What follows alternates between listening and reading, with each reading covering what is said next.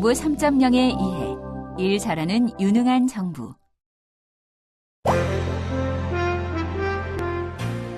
이번 시간 주요 뉴스. 세종시에 근무하는 공무원 박 씨는 출장이 잦다고 합니다. 오늘도 KTX를 타고 부산으로 내려가는 도중에 긴급히 보고 자료를 작성해 국회에 제출해달라는 호출을 받았습니다. 사무실로 돌아가서 서류를 작성하면 오늘 중으로 자료 제출이 어려울 것으로 판단한 박 씨는 스마트폰으로 클라우드 PC에 접속해 자료를 검색하고 편집해서 보고서를 작성하고 부산에 도착하기 전에 국회에 자료를 제출했습니다. 사무실에서 PC로만 업무를 보던 시기에는 상상할 수 없었던 클라우드의 혜택을 누리고 있는 것입니다. 이번 시간에는 일 잘하는 유능한 정부의 개념과 특징 및 속성, 그리고 일 잘하는 유능한 정부의 주요 추진 과제에 대해 살펴보겠습니다. 학습을 마치면 여러분은 일 잘하는 유능한 정부의 개념과 특징 및 속성, 그리고 주요 추진 과제 및 사례 등에 대해 설명할 수 있을 것입니다. 그럼 학습을 시작해 보도록 하겠습니다. 1. 일 잘하는 유능한 정부의 개념과 특징 및 속성. 일 잘하는 유능한 정부는 똑똑하고 전문성이 있으며 소통과 협업의 시너지 효과를 통해서 정책 문제를 잘 해결하고 국민과 기업에게 최고의 서비스를 제공해주는 정부를 말합니다. 그럼 이러한 유능한 정부의 특징과 속성에 대해 살펴볼까요? 일 잘하는 유능한 정부의 특징은 똑똑한 정부, 전문성 있는 정부, 소통과 협업의 시너지 효과를 창출하는 정부, 정책 문제를 잘 해결하는 정부, 그리고 국민과 기업에게 최고의 서비스를 제공해주는 정부 등 5가지로 정리해 볼 수 있는데요. 각각의 내용을 자세히 살펴보도록 하겠습니다. 먼저 유능한 정부는 똑똑한 정부입니다. 똑똑한 정부가 되려면 유연한 사고와 창의성을 가진 인력이 양성되어야 하며 업무 처리 및 문제 해결을 위한 대화와 토론, 소통과 협업 문화의 확산이 이루어져야 합니다. 더불어 다양한 데이터와 정보, 지식의 체계적인 관리와 활용은 똑똑한 정부의 전제 조건입니다. 그리고 유능한 정부는 전문성 있는 정부입니다. 다양한 분야의 경험과 지식을 가진 전문가의 확보가 이루어져야 하며 전문 지식과 정보의 체계적인 관리와 활용이 필요합니다. 또한 유능한 정부는 소통과 협업의 시너지 효과를 창출하는 정부를 말하는데요.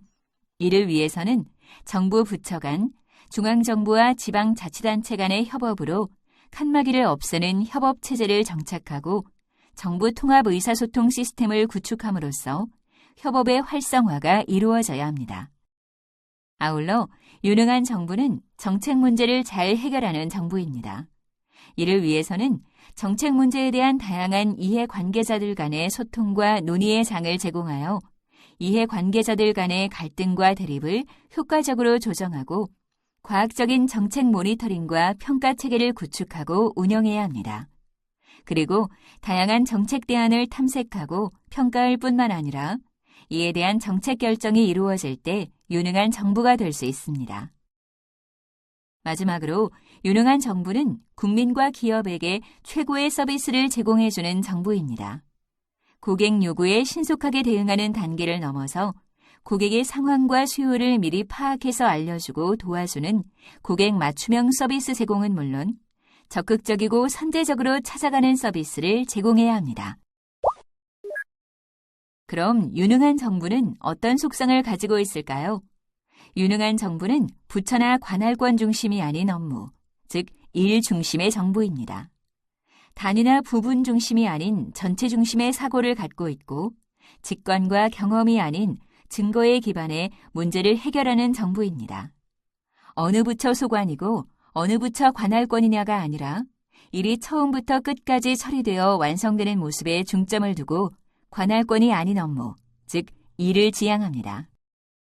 그리고 업무 처리 시 부분별 최적화가 아니라 전체 최적화를 지향합니다.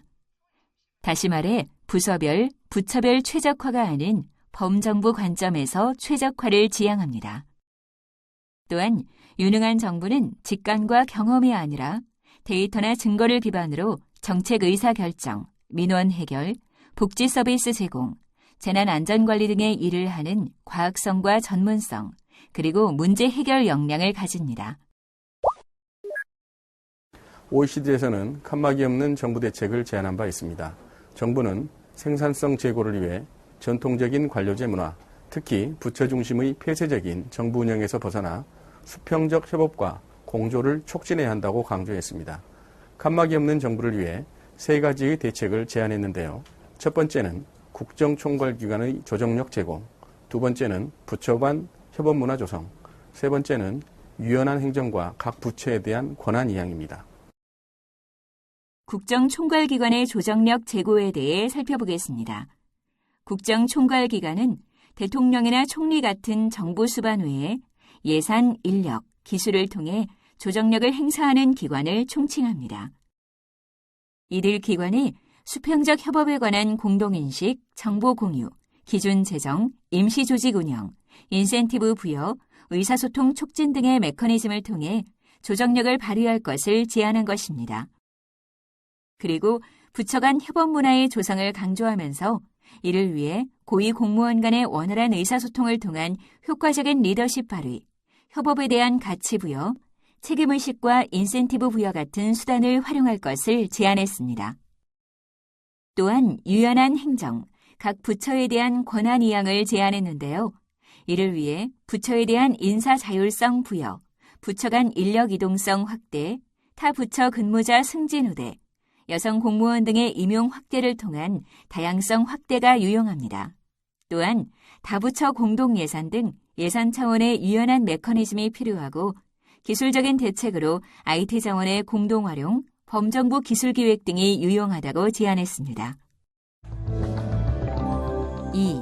일 잘하는 유능한 정부의 주요 추진 과제. 국가와 사회적 문제에 선제적으로 대응할 수 있는 역량은 유능한 정부의 핵심 요소입니다.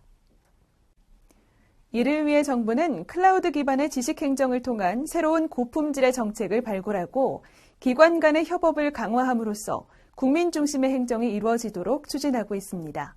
또한 증거 기반의 국정 운영과 과학적 의사결정으로 경쟁력 있는 정부를 구현하는 등의 내용을 중점적으로 추진하고 있습니다.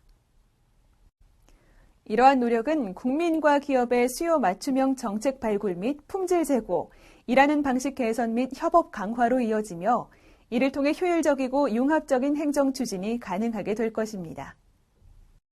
일 잘하는 유능한 정부는 클라우드 기반의 인프라와 시스템, 제도와 프로세스의 개혁을 기반으로 철저하고 상시적인 정부 혁신, 디지털 협업과 소통의 활성화와 더불어 과학적 행정 구현, 각종 지식 정보의 범정부 공유 등을 추진합니다. 그럼 일 잘하는 유능한 정부의 주요 추진 과제인 클라우드 기반의 지능정부 구현, 협업과 소통을 통한 정부 정책 역량 제고, 그리고 빅데이터를 활용한 과학적 행정 구현 등의 내용과 그 사례에 대해 자세히 살펴볼까요? 먼저 클라우드 기반의 지능정부 구현에 대한 내용입니다. 클라우드 기반의 지능정부를 구현하기 위해 우선 새로운 지경 체계를 만들어 나갈 것입니다. 점점 복잡해지는 사회 현안을 해결하기 위해서는 그간 쌓여온 경험과 노하우를 효과적으로 활용해야 합니다. 그러나 그동안 정부는 전문성을 강조한 나머지 부처 간뿐만 아니라 부서 간 개인 간에도 자료를 공유하기가 어려웠습니다. 수요자인 국민을 위해 칸막이 없이 협업하는 정부로 바뀌기 위해서는 업무 지식을 잘 축적하고 쉽게 공유할 수 있는 환경이 중요합니다. 최근 등장한 클라우드 기술은 새로운 돌파구를 마련해 줄 것입니다. 범정부 차원에서 문서와 보고서를 통합 관리하는 환경이 마련되어 더욱 편리하게 자료를 찾을 수 있게 되고 쉽게 공유할 수 있게 될 것입니다. 구체적으로 폐쇄형 온나라 시스템을 개방형 클라우드로 전환해서 정책 자료와 기록물의 공유와 활용이 가능하도록 합니다. 그리고 비공식 자료의 공유 방식은 지능형 검색 기술을 적용하여 지식관리 시스템 기반의 제한적 정보 공유에서 웹 기반의 무제한 정보 공유로 고도화가 추진됩니다.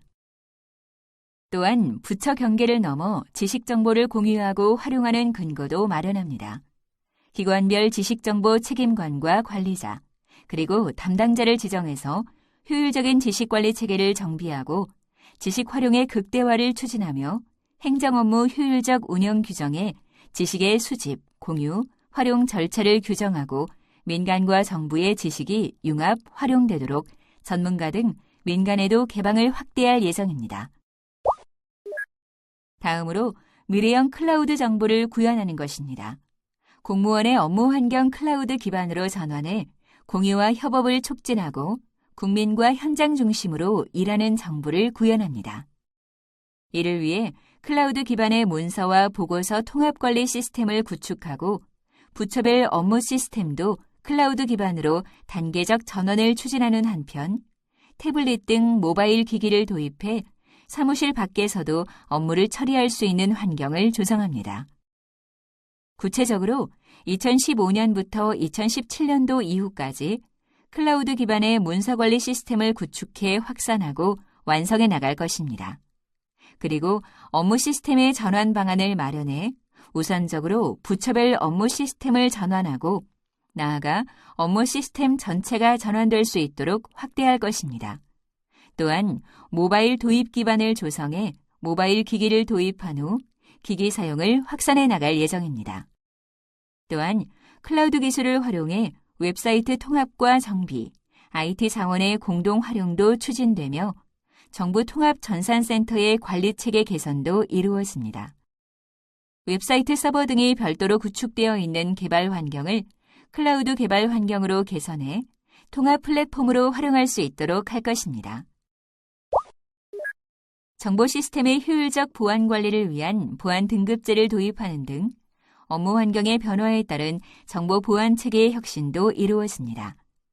전자정보 시스템을 중요도에 따라 등급화하고 각급 기관이 시스템별로 준수해야 할 보안 관리 수준을 차별화하는 내용의 전자정보 정보보호 등급제 도입이 추진됩니다.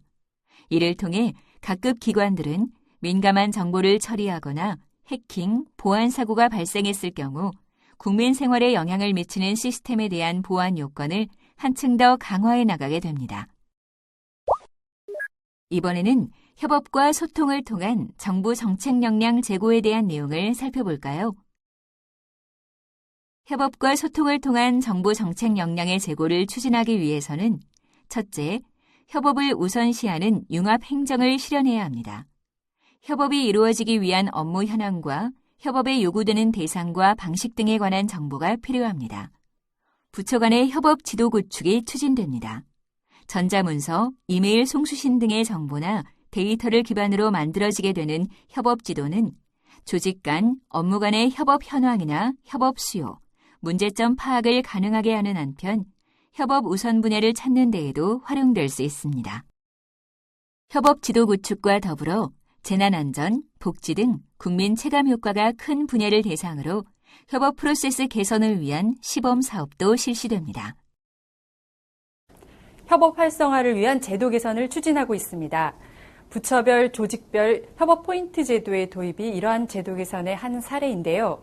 협업 포인트 제도는 부처 경계를 넘어 협업 과정에서 도움을 주고받은 개인 또는 기관 간 포인트를 상호 부여하는 제도로서 과장급 이상 인사 시에 핵심 인사 자료로 활용됩니다. 둘째, SNS 기반의 범정부 통합 소통 체계를 실현합니다. 민간 부문에서는 SNS가 단순한 소통의 수단을 넘어 업무와 밀접한 관련을 가지는 것으로 발전하고 있습니다. 우리 정부도 이러한 소셜 기술을 업무에 도입하고 적용할 수 있는 환경을 선제적으로 준비할 필요가 있습니다. 정부는 정부 내 소통 미디어를 SNS 기반의 항시적 소통 방식으로 전환함과 동시에 소통 채널 및 연결망을 기반으로 한 업무 수행 방식의 도입을 추진합니다. 정부 통합 의사소통 시스템의 고도화, 원거리 기관 간 영상회의 등이 대표적인 예에 해당됩니다. 마지막으로 업무 다이어트 등을 통한 공무원 업무 생산성의 제고를 추진합니다. 우리나라는 2013년을 기준으로 OECD 주요국 연평균 근로시간 조사에서 2163시간으로 세계 2위를 차지했는데요. 이는 일과 삶의 균형, 효율성 증진 등을 위한 일하는 방식의 개선이 불가피함을 보여주고 있습니다.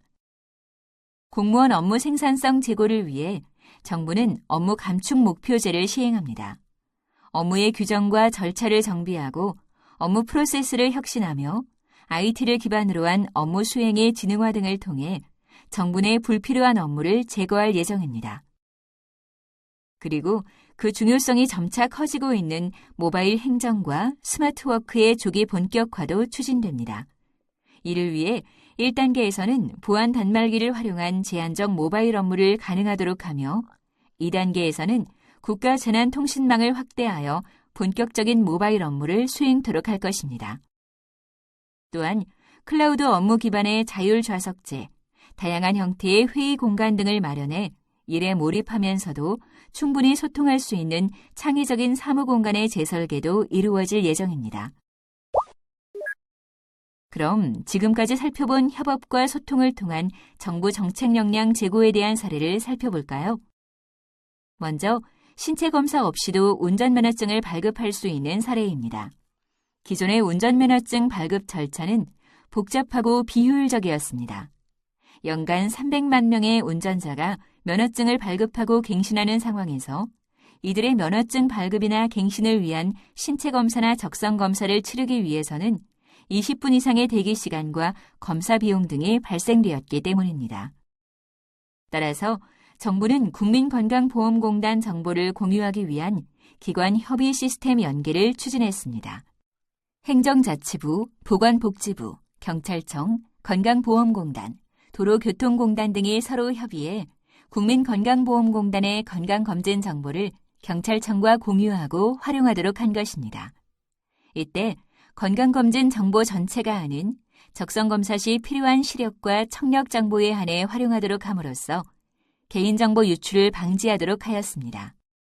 이러한 시스템을 통해 2년 이내 건강검진 수검자는 정보 이용에 동의만 하면 별도의 신체검사 없이 간편하고 신속하게 운전면허증을 발급하고 갱신할 수 있게 되었습니다. 국민건강보험공단 정보를 공유하기 위한 기관 협의 시스템 연계는 운전자의 경제적, 시간적 비용 절감과 편의성을 증진시켰습니다. 2013년 기준 운전면허증 소지자 2,884만 명 중에 연간 160만 명이 혜택을 받을 수 있고 20분에서 30분에 이르는 검사 시간 단축과 수수료 절감 등으로 연간 160억 원의 비용 절감 효과를 기대할 수 있습니다. 아울러 건강검진공단의 건강검진 정보를 활용할 수 있는 가능성이 높아졌습니다. 시력과 청력 정보를 공동 이용한 최초의 사례로서 향후 타 업무에도 동종 정보를 활용해 다양한 분야에 적용할 가능성을 시사한 것이라고 볼 수 있습니다. 다음은 서울특별시의 실시간 포트홀 신고 시스템 제공 사례입니다. 서울시는 2000년 이후 급변한 기후 환경과 전국 최고 수준의 교통량으로 인해 포트홀, 즉 포장도로의 파손이 그 이전보다 2배 이상 급증했습니다. 포트홀은 차량 손상과 교통사고의 주 원인이 되기 때문에 포트홀의 발생을 줄이기 위해 서울시는 포장도로의 유지와 관리에 관한 종합계획을 마련하는 것이 시급했습니다. 서울시는 실시간 포트홀 신고 시스템 운영을 위한 민관 협업을 추진했습니다. 서울시와 한국스마트카드, 서울개인택시 운송사업조합 등 3개 기관이 택시 포트홀 신고 시스템을 위한 업무 협약을 체결했습니다.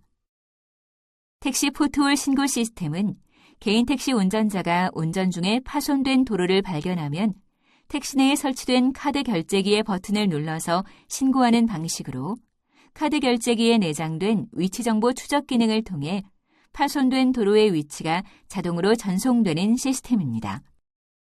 포트홀 신고 시스템은 윈윈 전략과 상대방의 입장 이해에 의한 시스템 개발의 예로 2014년 5월 20일에 오픈하여 11월 말까지 운영한 결과 총 3,800여 건을 적출함으로써 차량 파손과 교통사고 방지에 크게 이바지하고 있어 차량을 이용하는 시민에게 많은 사랑을 받고 있습니다. 또한 서울시는 포트홀 신고 시스템의 확대 발전과 기술 전파를 추진하고 있습니다. 2015년 9월까지를 목표로 추진하고 있는 신형 버스 단말기 교체 사업과 병행해 버스 단말기에도 포트홀 신고 기능을 추가함으로써 실시간 신고 범위를 확대할 예정입니다. 마지막으로 한국가스안전공사의 지하 매설 배관 정보 공유 시스템에 대해 살펴보겠습니다. 한국가스안전공사는 2008년부터 굴착공사 정보지원센터를 설립해 각종 굴착공사로 인해 일어날 수 있는 도시가스 배관의 파손 사고를 예방하기 위해 노력해왔습니다. 하지만 주요 지하 매설물 운영자에게 굴착공사 정보를 제공하지 않아서 지하 매설물 손상 사고 위험이 상존해왔습니다. 이러한 문제점을 개선하기 위해 광역 상수도 운영자에게 전국의 굴착공사 정보를 실시간으로 제공함으로써 굴착공사 사고를 예방하고 도시가스 지하 매설 배관에 대한 굴착 정보를 10대 주요 지하 매설물 운영 사업자에게도 제공할 수 있도록 타 기관과 시스템을 공유하는 사업을 추진했습니다. 이렇게 기관의 특성과 제도를 뛰어넘어 기관 간의 정보 공유를 시도한 지하 매설 배관 정보 공유 시스템은 국민의 안전과 편의를 제고하고 서로에게 비용을 절감하는 등 시스템 향상을 가져왔는데요. 앞으로의 전력, 통신 등 전국의 주요 지하 매설물 관리 운영자와도 굴착공사 정보지원 시스템을 공유하는 사업을 적극 추진해 국가 전체 기관망 안전 확보에 기여하고자 최선의 노력을 다할 것입니다. 마지막으로 빅데이터를 활용한 과학적 행정구현 관련 내용을 살펴보겠습니다. 유능한 정부는 데이터 기반의 국가 미래 전략과 과학적 정책 결정을 도입합니다. 급속한 환경 변화와 새로운 도전은 미래에 대한 합리적인 예측과 중장기적 관점에서 지속 가능한 정책을 필요로 하지만 정부는 당면한 현안을 해결하는 데 집중하는 경향이 있습니다. 따라서 정부는 다양한 정보의 연관관계 분석 등을 통해 미래 트렌드를 파악하고 나아가 국가적 과제 발굴 및 미래 비전 수립을 추진할 예정입니다. 이러한 측면에서 미래 예측과 대응을 위한 정책 영역별 데이터 기반 미래 전략 추진 조직과 체계 마련은 매우 중요합니다. 이와 함께 정책 수립에 빅데이터를 적용하기 위한 기술과 관련 산업의 육성, 정책 현안별 빅데이터 분석 기술 개발을 위한 분석과제 발굴과 수행, 그리고 검증된 빅데이터 기술을 정책에 적용하는 확산 사업 등이 추진됩니다. 다음으로 빅데이터를 활용한 과학적 행정구현을 위해 증거 기반 정책 수립의 법제화가 추진됩니다. 정책 수립 시 객관적 데이터 확보와 분석이 의무적으로 이루어질 수 있도록 관련법 제정을 추진 중에 있으며 다양한 공공 민간 데이터를 구체적으로 분석해 정책 품질 향상을 지원합니다. 또한 사물 인터넷 사업과 연계해 주요 정책 분야의 데이터 확보 지원 및 정책 대안 평가를 위한 빅데이터 분석 모델이 개발됩니다. 정리해보면 분석 모델 발굴을 통한 정책 수립 지원 체계를 마련하고 있는 현재 상황에 대해 증거 기반의 정책을 수립함으로써 다양한 분석 모델을 지속적으로 추가 발굴해 그 지원 범위를 확대해 나가겠다는 의미입니다. 이와 관련된 사례를 하나 볼까요? 광주광역시는 만원 버스를 이용하는 승객들의 불편이 지속되고 새로 건설된 아파트 단지에 버스 노선의 배정이 효율적으로 이루어지고 있지 않는 등 시민들이 대중교통의 장점을 이용하기는커녕 대중교통의 사각지대가 발생하고 있다는 점을 주시했습니다. 광주시는 대중교통 사각지대 해소, 탄력 배차제 운영, 저상버스 도입에 빅데이터를 활용해 버스 노선을 개선함으로써 시민 편의를 개선했습니다. 여기에 사용된 빅데이터 분석 모델은 4가지 알고리즘으로 개발되었습니다. 대중교통 사각지대 분석, 환승 정류장 설치 위치 우선순위 분석, 탄력 배차제 노선 우선순위와 조정 방안 분석, 그리고 저상버스 우선 도입과 노선 우선순위 분석 등이 이에 포함됩니다.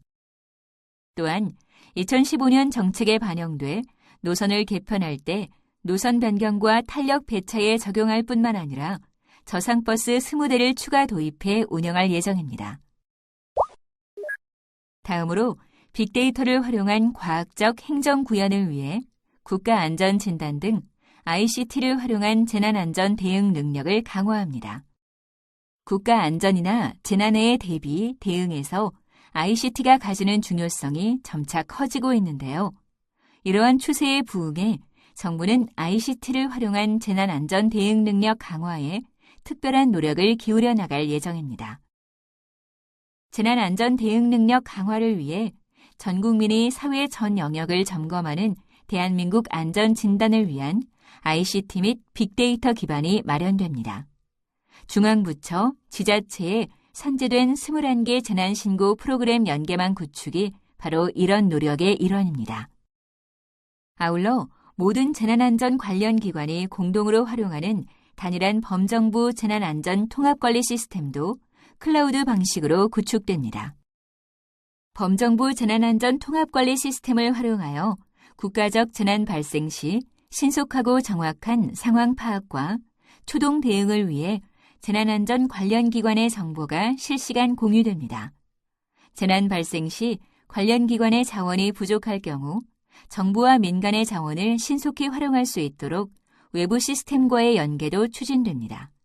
그리고 빅데이터를 기반으로 한 유사 상황 구현과 재난 상황 예측 등 사회와 환경 위험 요인에 대한 시뮬레이션 모델 개발도 이루어질 예정입니다. 참고로 미국 로스알라모스 국립연구소는 테러의 발생과 확산의 이해, 재난계획 설립, 질병 확산의 이해와 방지, 위기에 반응하는 시장의 행동 분석과 예측에 시뮬레이션 기법을 활용하고 있습니다. 마지막으로 각 부처가 공동으로 활용할 수 있는 빅데이터 공통 기반 시스템 구축입니다. 각 부처에서 필요한 공공 데이터를 분야별로 연계하고 공유, 분석할 수 있는 기반을 마련해 부처별로 시스템이 중복 구축되는 것을 방지할 수 있도록 빅데이터 공통 기반 시스템을 구축했습니다.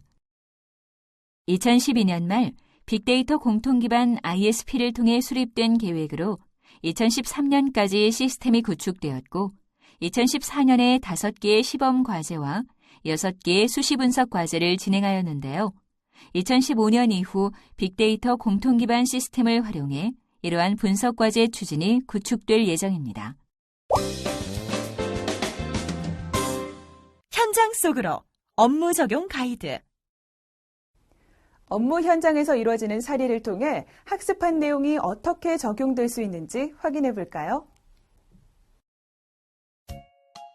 지난번 유업 상점에서 산 LED 조명기구와 애들 선물이 다 수입품이네. 이 조명기구가 안전할까? 자칫 불이라도 나면 어떡하지? 그러게 말이야. 장난감이나 의류에서 중금속 같은 유해 성분이 검출될 수도 있다고 들었는데 걱정이네. 안녕하세요, 지수 엄마. 애들 장난감 사러 오셨나 봐요. 어머, 안녕하세요, 현수 엄마. 예전에는 아이들 물건 살 때 안정성이 걱정이었는데 요즘은 수입 물품 검사 선별 시스템과 제품 안전정보 시스템이 상호 연계되기 때문에 안심하고 고를 수 있어서 좋은 것 같아요. 네? 그런 게 있어요? 현수 엄마는 몰랐구나. 관세청이 국가기술표준원과 손잡고 수입완구나 유아용품, 전기용품 등에 대해서 통관 단계에서 합동검사를 실시하고 있대요. 불법이나 불량품들을 아예 통관 단계에서 차단한대요. 아, 그랬군요. 그것도 모르고 애들 아빠랑 많이 걱정했었는데 이제 안전성 문제는 걱정할 필요 없겠네요. 네, 관세청은 국가기술표준원과 함께 해외에서 반입되는 수입품 등에 대해 통관 단계에서 합동검사를 실시하고 있습니다. 이를 통해 불법 제품이나 불량품을 통관 단계에서 차단하고 있습니다. 이제 내 아이 장난감의 유해성 걱정은 하지 않아도 될 것 같습니다. 핵심 정리. 이번 시간에 배운 내용을 떠올리면서 주요 학습 내용을 다시 한번 정리해 보세요. 일 잘하는 유능한 정부는 칸막이 없이 똑똑하고 전문성이 있으며 소통과 협업의 시너지 효과를 통해서 정책 문제를 잘 해결하고 국민과 기업에게 최고의 서비스를 제공해주는 정부를 말합니다. 유능한 정부는 부처, 관할권 중심이 아니라 업무, 즉 일의 중심을 두고 단위나 부분 중심이 아니라 전체 중심 사고를 가지며 증거에 기반해 문제를 해결하는 정부입니다. 유능한 정부의 특징은 똑똑한 정부, 전문성 있는 정부, 소통과 협업의 시너지 효과를 창출하는 정부, 정책 문제를 잘 해결하는 정부, 그리고 국민과 기업에게 최고의 서비스를 제공해주는 정부입니다. 유능한 정부의 추진 방향은 국가와 사회적 문제에 대한 선제적 대응입니다. 여기에는 클라우드 기반 지식 행정으로 새로운 고품질의 정책 발굴, 기관 간 협업 강화로 국민 중심 행정 추진, 그리고 증거 기반 국정 운영과 과학적 의사결정을 통한 경쟁력 있는 정보 구현 등의 내용이 포함됩니다. 클라우드 기반의 지능 정보를 구현하기 위해서는 개방형 클라우드 전원을 통한 차세대 지식 경영 체계를 구축하고 공무원 개인 PC 시대 마감으로 미래형 클라우드 정보를 구현합니다. 그리고 협업과 소통을 통한 정부의 정책 역량 제고를 추진하기 위해 협업을 우선시하는 융합 행정과 SNS 기반 범정부 통합 소통 체계를 실현하고 모바일 행정과 스마트워크 확대를 통한 공무원 생산성 제고를 추진합니다. 또한 빅데이터를 활용